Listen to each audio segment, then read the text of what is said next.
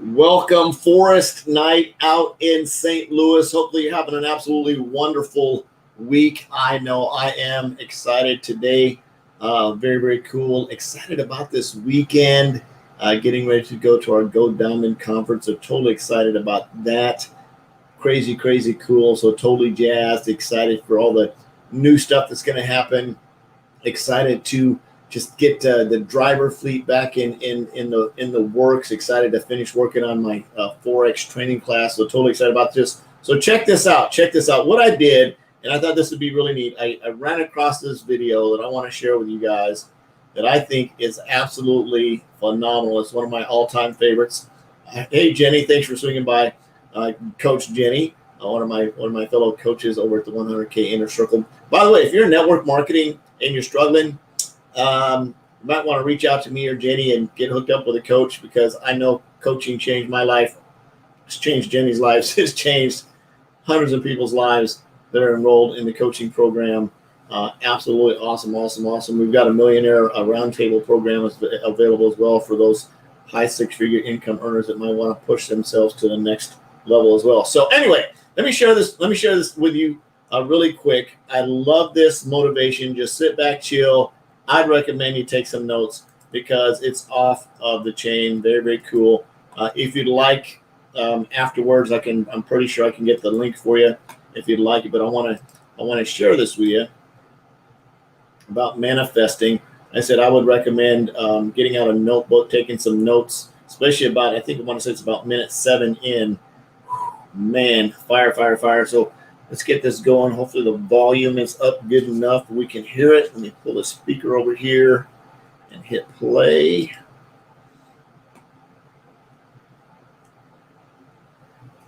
And why do I hear nothing?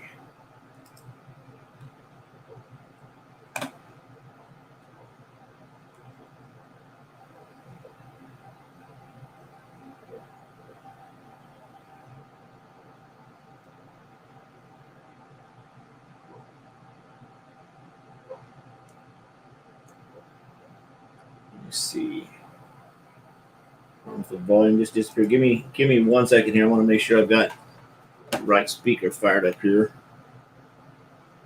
It's been a weird audio day today. Well, maybe that's why I have a mute button on down here. That might explain it. Let's try it now. They are looking for what you are. Okay, let me start over again. Here we go.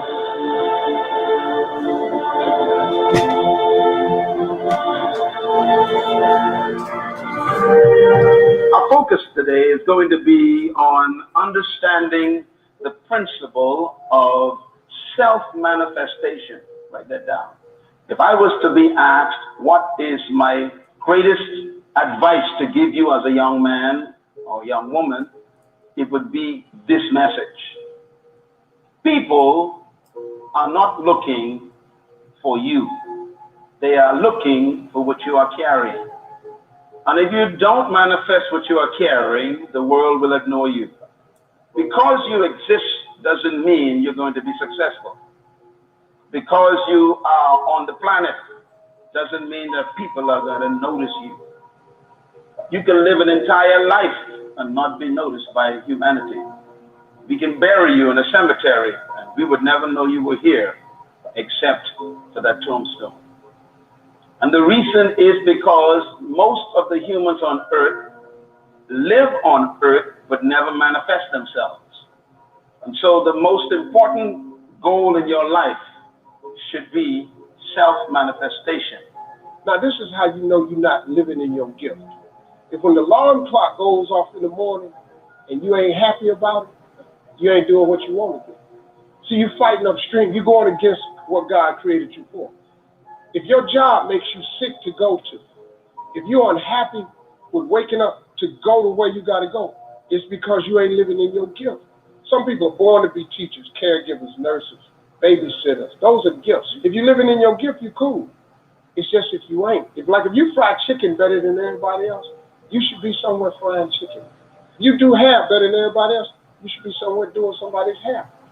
Those are gifts. Telling jokes was a gift. They're just not just running, jumping. If you paint, you should be painting. If babysitting is what you really do, you should be babysitting. You doing anything. If you fix cars, you work with your hands. You're supposed to be working with your hands.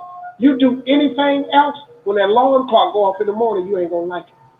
Now, if you waking up, you going down there, they ain't paying you what you want. You hate your coworkers. You down there, your boss has no business being your boss. I just never thought that anybody should be in charge of me. I always saw myself free. I just want to come to work. This is all I want to do. Bishop Jakes said this. I would hate to die and never do the thing I was born to do. You should look into that before you mess around and check out of here. Write this down, please. Discontent is the seed of change. In other words, you will never change what you tolerate. How many times have you said, I need to change this, but you keep doing it? It's because you tolerate it. Whatever you tolerate will never change. So how do you break a toleration? Here's my advice. Write this down. You will never become what you could be until you become angry with what you are. Anger brings change. Your life is defined by what you hate. Can you write that down right now?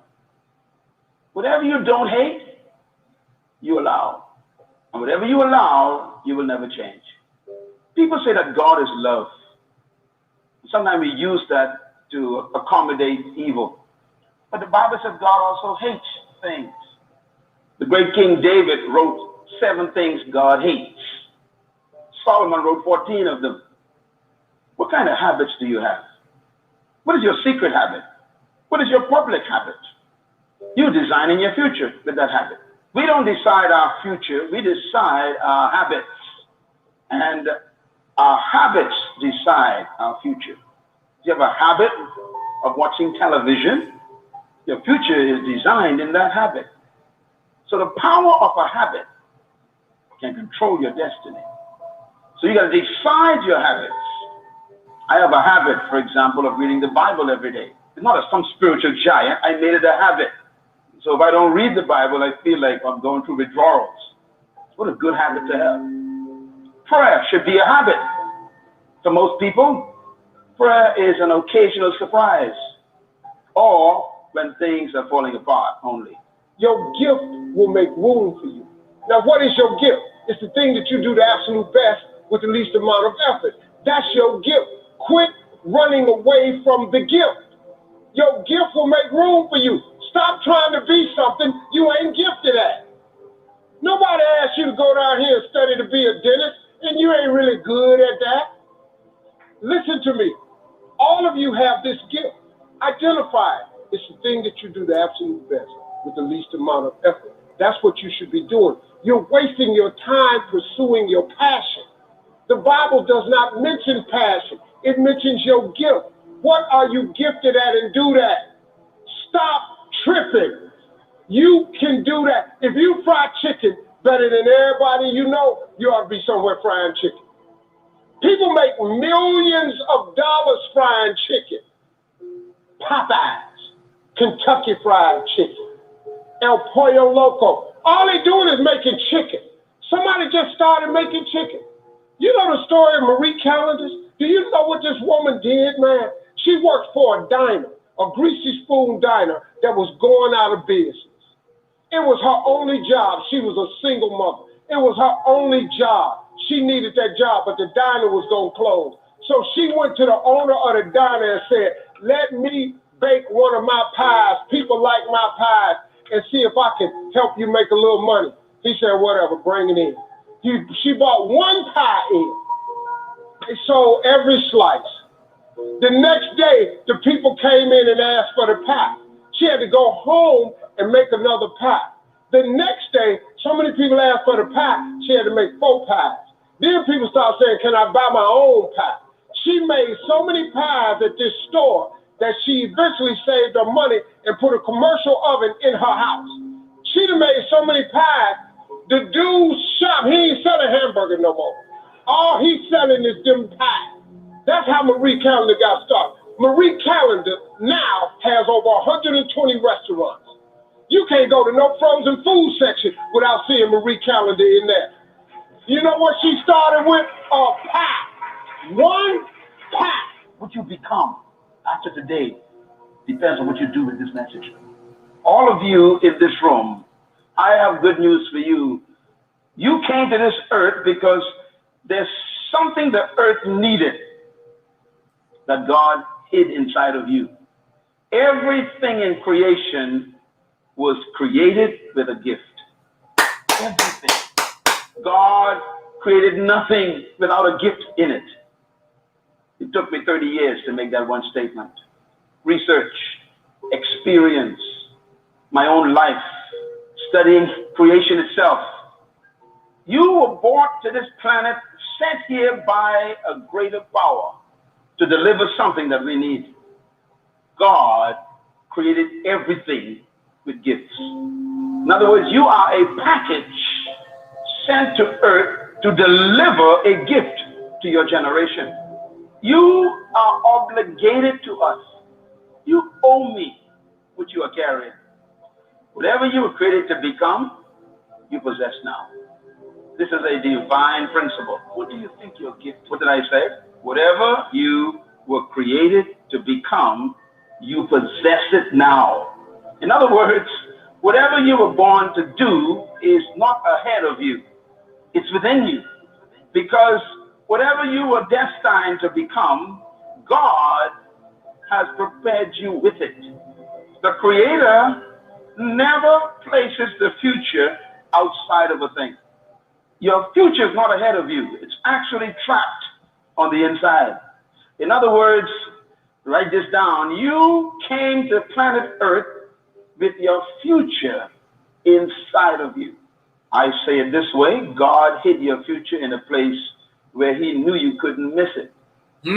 A gift is the inherent capacity to fulfill a function that meets a need in creation. Every word is important here. Inherent means no one can give this to you. You came with this. No prophecy can give you a gift. A prophecy may stir it up. This session is probably one of the most important sessions in your life because you are still stuck looking for a job. You know what's good about gifts? You don't have to look for them. The dude that cut my hair, I met him in 1986. He cut my hair for $10. I remembered him. When I got on TV, I had hired. He came out there, he started making $300 a haircut. I paid him $10.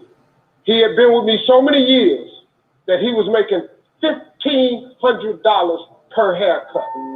I was getting my hair cut 4 times a week for television and touring. I paid him $1,500 each time. He was making $6,000 a week. You know what he was doing? Cutting hair. That same haircut I paid $10 for in '87. This dude was cutting it now for me for $1,500. I cut my hair off, but then let me tell you what he did. I paid him a chunk of money for being with me all these years. Gave him a severance pay. Told him good luck. Guess what this dude got now? He got 4 salons, and he owned 2 barber colleges. You know what this dude make now? $3.6 million a year. You know what he do? He cut hair. He don't do nothing else. That's his gift. Friend of mine we grew up with. All he did was cut grass. He had a single blade lawnmower that he pushed. He was so good at it, he could raise the blades up and lower them. He could cut patterns in your grass. We little. I'm going, hey man, we going swimming. Now I got to cut Miss Jackson grass. He could cut patterns in your yard. He could put your initials in your grass. As a little boy, $2 for the front, $2 for the back, $4. We used to laugh at him all the time. Well, let me tell you what we laughing at now. He got a landscaping company in Cleveland. You know what this boy making? $4 million a year. You know what he do? He cut grass. He got 38 trucks. He got all the contracts in the city, malls, corporations. And when it snow outside, he do such a good job cutting the grass, he put plows on the front of his trucks, and he got all the snow removal contracts. This boy making $4 million a year, and you know what he do? He cut grass. If you study all of our culture, all of our coaches, look at our coaches, they are built on employment. Employment destroys your gift. It stops you even from thinking about it. We have been damaged greatly by our educational systems because they have actually been conditioning us to believe that we are only here to find a job, pay some bills, and die. Matter of fact, everything your parents tell you has to do with a job. Most of us, based on our culture, have been taught to go and find your future. And so we are conditioned just to get an education, to get a job, and then work in a place we hate for 45 years. And then they give us a clock to go home with, to sit in the rocking chair to watch the rest of our time fade away. This is what they call retirement. It means you're tired. So you are retired, double tiredness. Do not go to school, young people, to find a gift. Single woman, I promise you, you will never find your gift in education. So make a note of this. A gift can never be learned. It can only be refined. That's why you can go to college and get a PhD and still be broke. Because education is not a gift. You can actually go to school and spend a lot of money going to all kinds of universities and never refine your gift because you took the wrong courses. Most people, God forbid, in this room, went to college and studied the wrong thing because your decision to choose a certain area of study was motivated more by economic potential than personal fulfillment. So now you are depressed because you are not fulfilling your gift. Well educated and still trying to pay a phone. Even your career may not be your gift, is what I'm saying. And God may send this message to you right now to tell you it's time to change your career into your call. I was speaking at a school once. I was talking to the students. The principal was mortified with my message because I was telling the truth. I was telling the kids, your education is important, but your education is not the most important thing in your life. I'm sorry, it's not. Your dream is the most important thing in this world. It tops your education. Your dreams dwarf your education. I said, and the principal came up on the stage while I was speaking, don't ever say that to my school again. Well, I'm just telling you, dog. You could save your kids a lot of pain if you ever talk to them about their dreams. You got to talk to young people about their dreams. See, it's not your education. The Bible don't even mention education. It ain't even in there. The Bible says a man without a dream or vision shall perish. If you talk to kids about their dreams, your dreams can spur you to get the education. But if you never find out what a child is dreaming about, you can't hold their attention. It's the dream, man. If you got a kid that want to be an airplane pilot, you can quit talking to him about education. Talk to him about being a pilot, how great it is, where he'll be able to fly. Then he'll do math, he'll do engineering, he'll go to science, because he wants to be a pilot. It's the dream that's the biggest thing. People killing me, man, with this education. I ain't knocking education, but you can make it without education. I ain't got one. You know how many people got degrees, ain't working nowhere. Now, if you want to be a doctor, lawyer, dentist, stuff like that, you got to go get education. We're not talking about that. But you keep going and get all these pieces of paper hanging on your wall. You got one degree, you ain't make it with that. Your life will never be a straight path. I began at Fordham University as a pre-med student. I took a course called cardiac morphogenesis. I couldn't read it, I couldn't say it, I sure couldn't pass it. So then I decided to go into pre-law, then journalism. And with no academic focus, my grades took off in their own direction. I was a 1.8 GPA one semester, and the university very politely suggested that it might be better to take some time off. I was 20 years old. I was at my lowest point. And then one day, March 27th, 1975, I was helping my mother in her beauty shop. There was this older woman who was considered one of the elders in the town. And I didn't know her personally, but I was looking in the mirror, and every time I looked in the mirror, I could see her. She was staring at me. She said something I'll never forget. She said, young boy, I have a prophecy, a spiritual prophecy. She said, you are going to travel the world and speak to millions of people. Now, mind you, I'm 20 years old, I'm flunked out of school. So when I got back to Fordham that fall, I got in and I changed my major once again for the last time.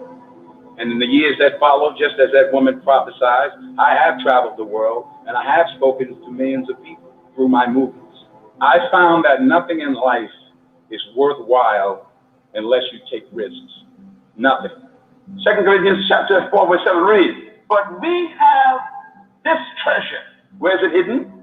In jars of clay, earthen vessels, your body. To do what? To show forth that this all-surpassing power is from God and not from us. Lord have mercy. God, I put that stuff inside of you. What are you supposed to do with it? Show it forth. Manifest yourself. And what happens afterwards? It says, and we are hard pressed on every side, but not crushed. We are perplexed sometimes, but not in despair. In other words, no matter what you go through, the gift is still there. In despair, I lost my house, doctor, but you still got the gift. The bank took back the car, I still got the gift. My girlfriend left me, but I still got the gift. Write this point down, please. The gift is the source of value to the created thing. Let me say it again. Your gift is the source of your value. Your value comes from your gift. So if you never find your gift, you will never be valuable to us. And your value determines how much you make in life. You get paid for the value you bring to the earth. Don't pursue money. Whatever gives you value is the source of your wealth. And sometimes people try to make money from their gift too early. My advice is give it away free. Because when you give your gift away free, it gets exposed. Even the drug dealer knows about this. They give you the first one free. You must be serving your gift. How many years have I taught? I mean, from I was 15 years old, the vision is teaching the word of God. Never got a cent. And someone gives me $10,000 a day for speaking, you get jealous of me. I gave it away free for 15 years. You're trying to get paid, you even in there for 15 hours. Give it away free. Serve your gift. Volunteer. I was 27 years old, October 8th, 1985, Hilarious Comedy Club. Walked in the comedy club, first time in my life, won amateur night, $50. Drove 40 minutes home, cried all the way home. This girl I rode with, she said, why you crying? It ain't but $50. You don't even understand. I'm born. She said, what you mean you born? I said, I know what I'm going to do the rest of my life. She said, you ain't winning but $50. I said, no, I've been praying my whole life, God, what is it? My life got to be more than this. I won that comedy competition. I went to work October 9th, the next morning, and quit my job. That decision cost me everything I had. I lost everything. I lost my family. I lost friends. I lost everything. I became homeless. I lived in a car for 3 years. But I just saw this. I saw this vision. I just pursued it. I said, wow, that's it. You have to take chances in life. If you don't take chances in life, you'll never have the life God has for you. Life is about risk. If you play it safe, you won't have much of a life. Remember this, life is risk. It takes courage to pursue your dream. I just did it. It cost me everything. God is very good, man, when he sees you take a leap of faith. He will supply what you need. He supplies you everything you need. Now, it's going to cost you something. But most people are not willing to pay what it costs to go after your dream, because you're going to have to hurt a little bit. And most people don't like being uncomfortable. If you don't want to be uncomfortable, please do not pursue success, because success is very uncomfortable. I learned to be comfortable being uncomfortable. If you can get that in your head, everything you've ever gone through, God got you through it. You didn't even realize it. He just got you through it. You can't name one thing he didn't pull you through. Well, I lost my mother. I'm still grieving over that. I lost my mama 21 years ago. I still grieve over it, but I'm here. You know, I got through it. You're going to get through it. But you got to take chance in life, man. Can't play it safe, y'all. You got to jump. You got to go for it. You will fail at some point in your life. Accept it. You will lose. You will embarrass yourself. You will suck at something. Embrace it, because it's inevitable. And I should know. In the acting business, you fail all the time. Early on in my career, I auditioned for a part in a Broadway musical. Perfect role for me, I thought, except for the fact that I can't sing. I didn't get the job. But here's the thing. I didn't quit. I didn't fall back. I walked out of there to prepare for the next audition. I prayed, and I prayed, but I continued to fail and fail and fail. But it didn't matter, because there's an old saying, you hang around the barbershop long enough, sooner or later you're going to get a haircut. So you will catch a break, and I did catch a break. If you don't fail, you're not even trying. To get something you never had, you have to do something you never did. So imagine you're on your deathbed, and standing around your deathbed are the ghosts representing your unfulfilled potential, the ghost of the ideas you never acted on, the ghost of the talents you didn't use. And they're standing around your bed, angry, disappointed, and upset. They say, we came to you, you could have brought us to life, and now we have to go to the grave together. So you got to get out there, you got to give it everything you got, whether it's your time, your talent, your prayers, or your treasures. The question is, what are you going to do with what you have? I'm not talking about how much you have. Whatever your gift is, what are you going to do with what you have? That's what secure the next generation. Have you noticed that every fruit gets seed in it? Every fruit gets seed in it because the fruit must maintain the future. That's my whole life. My whole life is to help people better than me. That's why I teach you so much. I want you to be great people. 10 keys to success. How to release your purpose. Number 1, you must first understand your destiny.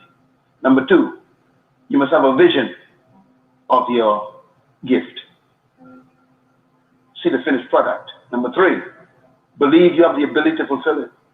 Number 4, you must live by the laws that protect that gift.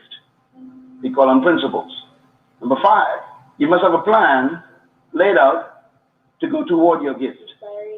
Number 6, you must have the right people around you, because there's some gift killers. Gift killers. There's some folks who are suffocators. Because they fail, they want you to fail. They ain't going nowhere. They want to take you with them. You got to be careful with the people you have in your life. And number 8, persistence. You got to handle the pressure to go after your gift. Because you live in a culture that doesn't want you to manifest your gift. The beautiful thing is, when you manifest it, then all of a sudden they become your friend, because they want to eat your gift. Number 9, you must persevere to bring forth your gift, because you will always have resistance and opposition, discouragement, failures, but you got to keep coming back. And number 10, you must pray over your gift every day. Pray to the one who gave it to you to give you wisdom to manifest it. I pray every day about my gift. You pray for your purpose. Don't pray for food. Don't pray for clothing. You want to pray for your role in God's kingdom, your delivery system, what you're supposed to bring to this thing. That's what you pray for. Oh God, show me how to do it. Revive it, refine it, define it for me. Keep it fresh, Lord. Let me see this purpose. That's what I pray for. The best things in life is on the other side of fear. It's on the other side of fear. But fear freezes people, man. The fear of failure freezes people. Suppose I don't do it. If you don't do it, you might not make it. That's for sure. So that's just my opinion. That's probably not what most people share. But your dream, man, it's what you dream about. You got to dream about something so big that it dwarfs all your fears. The way you overcome fear is with your dream. You got to make your dream so big that nothing matters except that dream. You're willing to do everything that's necessary. Nelson Mandela said, there is no passion to be found playing small and settling for a life that's less than the one you're capable of living. Because taking risk is not just about going for a job. It's also about knowing what you know and what you don't know. It's about being open to people and to ideas.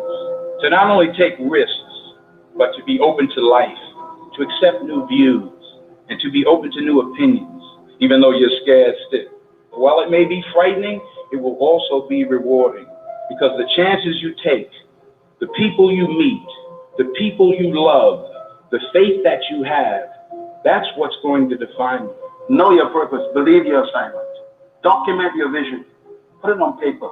You were sent to earth to release your hidden potential. Hold a mango seed in your hand and see a mango. That's what vision is. You see the end result. Do that with your life. Submit to the right environment. Even though you see the mango in the seed, you got to plant that seed in the ground and give it water and give it nutrients. Your greatness can be destroyed by a wrong environment. The books you read, the people you are with, the places you go, the church you attend, all relate to what you become. Feed on the right materials. When you put that fertilizer on that seed gets happy. What are you fertilizing your life with? You spend 5 hours watching Element. I mean, what are you feeding your vision? What are you feeding your gift? You go over this different clubs. God is saying, what are you doing? What are you feeding your gift? Give your gift time to develop. You'll never get mangoes from a mango seed in a day. Go through the process. Persist under pressure. When you plant that seed in the ground, all the pressure, the earth is on top of that. But the pressure is important for the seed. The pressure of your life tests the reality of your gift. Whatever stops you is how strong you are. Never be discouraged. Never hold back. Give everything you've got. And when you fall throughout life, remember this. Fall forward. Your gift is supposed to produce more seed. You should be mentoring people all the time to become greater than you. But you will do great things. Serve your gift to the world. Then you are a great seed. Fish came from the water, they got to stay attached. You came out of God. Don't try to fulfill your gift without God.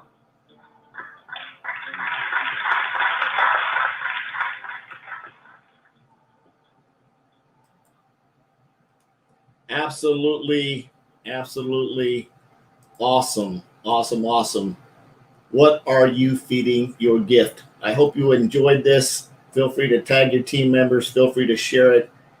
I love you. Jesus loves you. There's absolutely nothing to do about it. I'm on a mission to have no more empty refrigerators, make an extreme impact and be an equity creator. I hope you are too. We'll see you tomorrow. Good night. Bye-bye.